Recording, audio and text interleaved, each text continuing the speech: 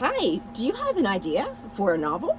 Well, my friend and author Harry Edwards here had an awesome idea, wrote it, and has published this amazing book called A Reckoning of Souls. I'm going to tell you all about it in just a few minutes. I'm Jennifer, the traveling publisher, and thanks for joining us today. Hi, Harry. Oh, good to be here. Thank you so much. And we are actually in a van today. Yes. So this is a rental. It's from Fretz RV in Souderton, and I love it, and will be hard to give it up. So thank you for coming. Harry's book, A Reckoning of Souls, is of course on Amazon.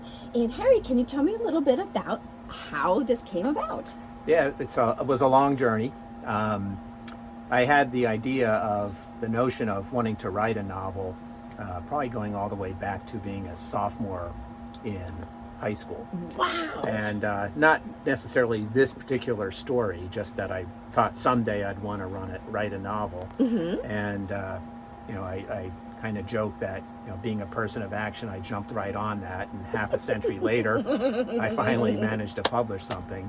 But the time was right, and so I really dedicated some time over the last 5 or 6 years where I was nurturing the idea of this particular story. Mm-hmm. And I'd say the last year to year and a half is when I really settled in and just said, okay, I've got to finish this, and I'm going to commit to every day working on it to get it to the point where I could get it published. That's amazing. Well, I remember when we met, and you had very cleverly brought to our meeting a synopsis of the book, and I was sold.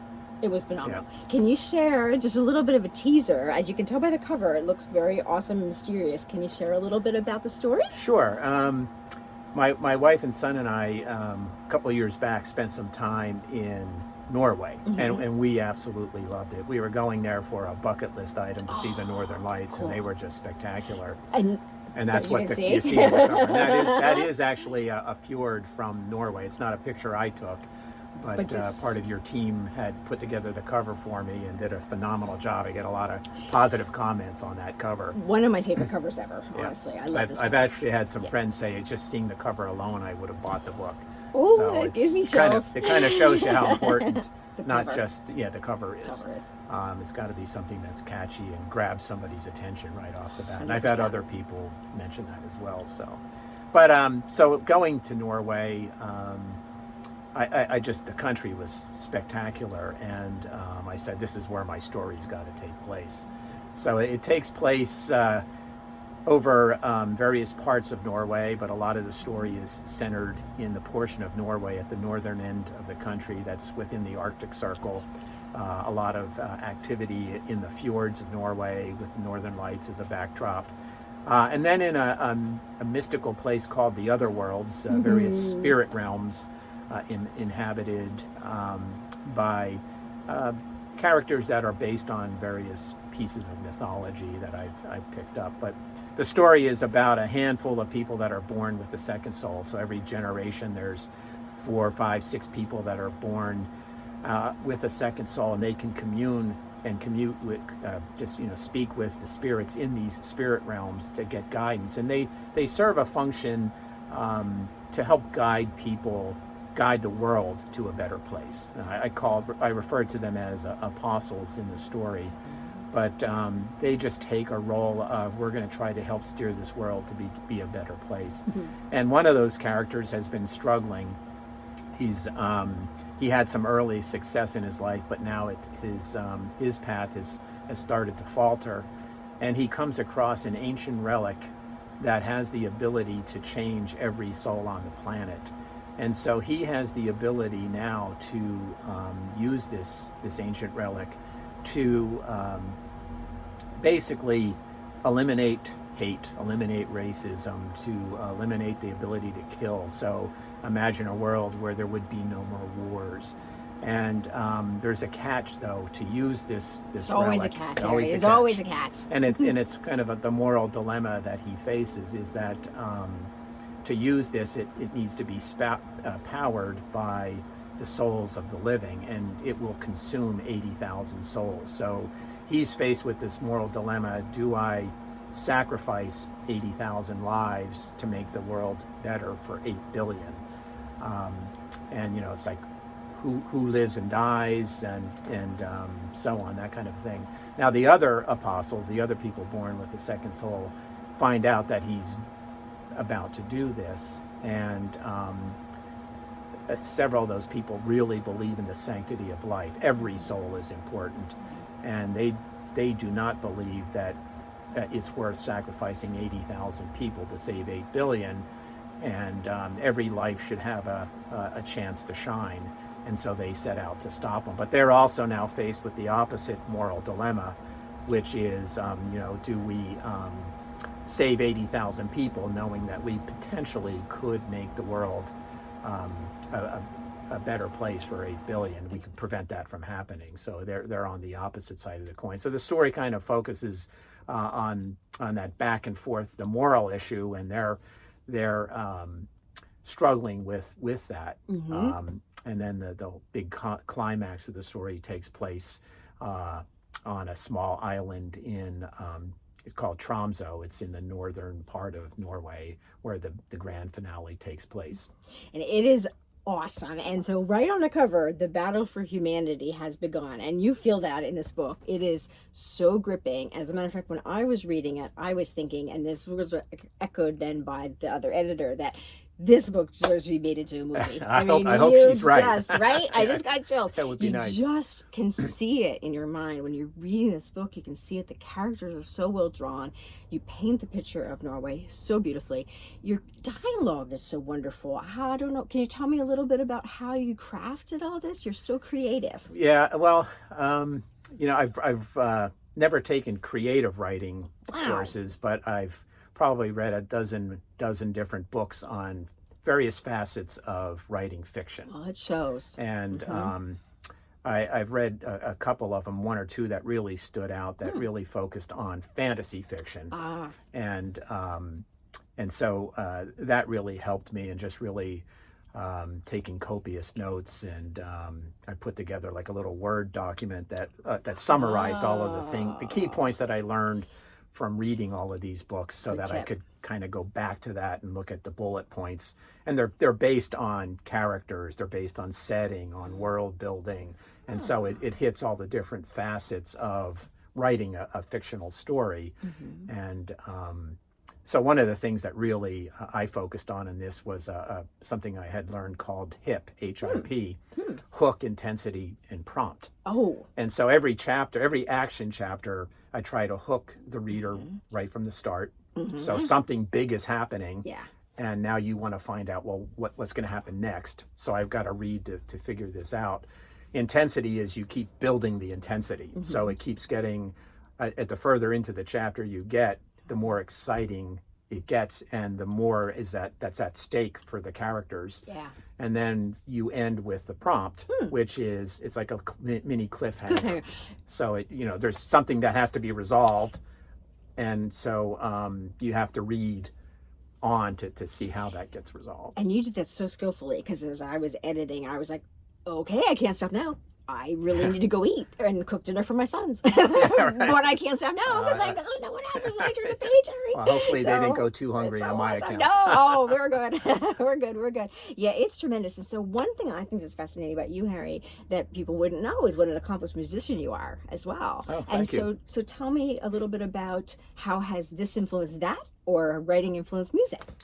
Right. I write contemporary instrumental music. It falls into the broader category of new age music. And where can we find you, Harry? Just about everywhere. I'm on Apple Music, Apple iTunes, on all the major music streamers like Spotify and so on. And I have 5 CDs of original music, and I'm working on my 6th as we speak. And under Harrison. Under Harrison Edwards. So Harrison Edwards. Yeah, the title in the book is under Harrison Edwards, but I go by Harry. But one of the things that I learned was, the creativity process is very similar for both. For me, it was really some of the promotion and marketing aspects that I learned from publishing a book. It's one thing to write a book or a song or a piece of music. It's a whole other thing. People don't realize they don't realize how much effort goes into promoting your book. And fortunately, your team has also been helpful with things like doing, meet and greets at book reviews. You helped me with the Easton Book Festival. So there's a lot of the in-person things, but there's also a lot of online things that you can do. And that's what's, I think, helped me. That some of the things that I really want to do with my music now is like I did a book blog tour for the book. But there are music bloggers out there, so getting your name in front of them. A lot of the stuff I've been doing with Instagram and Facebook with posts and reels for my book, I can now really start leveraging that for music. Smart. And there's the whole world of Amazon ads and also Meta doing their advertising and promotion for Instagram and Facebook and so on. So I plan to really get into that additional level of promotion for my music. That's so amazing, and it makes me feel so good to think that this publishing journey has impacted your other journey with music as well, and that's really awesome. Yeah, it is, because I really awesome. Wasn't thinking that there would be that kind of a linkage, but boy, it really has. Yeah, that's the thing. Books, people don't realize maybe what doors it can open, you know, as far as making connections and learning new skills and meeting new people. And something that really struck me, Harry, though, about working with you to create your book is how incredibly organized and systematic you were. Yeah. And that was really to be admired. Like Harry brought to me, you had a schedule, and we kept to that very carefully, and we referred to it often, and we changed it as needed. And so you were one of very few authors who, from the beginning, had a mind of the long view. Yeah. This is how, when we launch, we're going to do this, we're going to prepare that. And how did you, what made you bring that to the process? I've always, I'm a retired engineer, for one, so I have this very methodical, it's almost a Jekyll and Hyde kind of thing. You know, you have the creative music and writing side of things, and then you have it's a rare the combination. scheduling numbers. Engineers love spreadsheets, so and I love spreadsheets, and so it was just very and I also like to, I don't want to just wander through the process. You know what I mean? Good description. Yes. And so, you know, I really wanted to have a sense of where I was going, how long it's going to take, very intentional. what are the steps. Yeah. And so it helped sitting down with you and through the months over which we did this to really start to lay out the bigger, broader steps. Yeah. And that was one of the great things of working with you, because this is my first published novel, and you know, there are so many moving parts to this. And I learned, you know, there's not just editing, there's copy editing, there's the proofreading, there's developmental editing. I never knew any of that existed. But having somebody like you who could step me through the process, saying, these are the things, these that have to get done, the sequence in which they get done, you know, getting the book cover designed, getting ISBN numbers and Library of Congress stuff, just getting all of that done in a methodical way, and having somebody that could help you through that. So I didn't have to struggle with, okay, I want to get some editing done. I need a cover. I need a back cover, a front cover. Who do I talk to? Where do I get an ISBN? And then, you know, all of the things like Ingram Spark for distributing the book. It would have taken me forever to figure out where do I go to do all of these things. And you've been through that, you know, umpteen times that you were able to help guide me through it. So having somebody like you and your team be able to help me through that was just, you know, an immense help. So it was kind of fortuitous that I stumbled across you at Firefly Bookstore. And I got the last half-hour seat. The last half-hour seat. And Yeah. I just enjoyed talking to you so much, and I admired you so much. And the synopsis you already had, I was just praying we get to work together with this book, and then we did, and it's been amazing. And so, yeah, a lot of people don't realize that there's so many steps in creating a book. And a lot of times authors will say what you did, like, wow, you know, I'm grateful to have you know this process. And I tell them, well, can you imagine if I was trying to learn your job? Yeah. You know, Right. Number one, math is not my strong suit, Harry. Yeah. So I would, you know, I couldn't learn a job in a lifetime, let alone you learned how to do a book in a couple of months, and you picked it up so quickly and created this amazing book. And so it's really to be commended, and your book is so awesome. Well, thank you very much. And again, I want to talk about the cover again, because one of the things I admired about you greatly, Harry, as we were doing this book is you really appreciated the importance of this cover. Like Yep. and you worked on it a long time, and you were really careful. And this is why it matters, because the cover is awesome. Yes. And so people say you shouldn't judge a book by its cover, but everybody does. Yeah.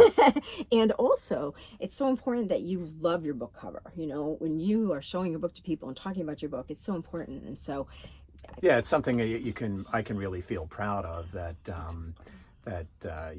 your team did such a great job of pulling that together. And we went through a couple iterations with layouts, but I mean, this was just, once I saw that particular version of the cover, I knew that was the winner. the one. And the other neat thing too was we have there's a lot of different locations in Norway where the story takes place. So one of the things on Jennifer's team, we did a custom map of Norway where I laid out on the map all of the different locations where the story takes place. So it was nice to be able to put something like this.